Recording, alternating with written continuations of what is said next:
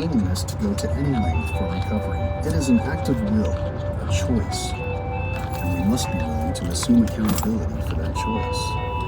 Steps 6 and 7 do not say who we will become, but who we don't want to be. It is very threatening to the ideas we've held about ourselves when we must choose who In half a mile, take exit 11 for Ames Street South toward Child Street North. Are our best friends. If I choose to be, entirely ready, and my character defects lessen or disappear, who will I be? As it says in the 12 and 12, it is not the blatantly obvious character defects that we have problems giving up. Take exit 11, then at the next light, turn left. Or only on occasion that are the most difficult. What appear to be natural, instinctual devices seem to become our enemies when we start to contemplate turn left. and prepare toward step 6. In becoming entirely at the ready, light, turn left onto Ames deciding Street. to be willing to surrender, we must examine our hearts and work with our prayer and meditation to set aside self-image and move into self-awareness. Let's take a look at that story. When I was about 3 years into recovery, I had a real crisis of faith. I didn't feel I was moving and changing that in the program.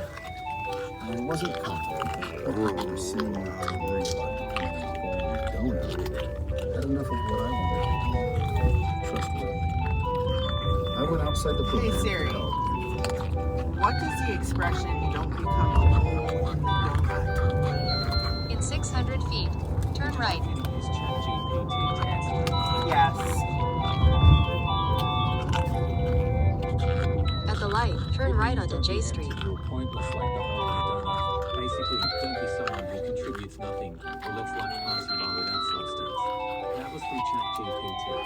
Check important info for mistakes. Therapy and come face to face with the counselor who told chew me a I little never less knew hard? the third step.